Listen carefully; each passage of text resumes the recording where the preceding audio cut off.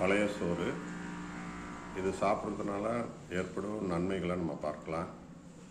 இந்த பழைய சோறு நல்ல பாக்டீரியாவை உருவாக்கக்கூடிய ஒரு அற்புதமான இந்த மண்பானை.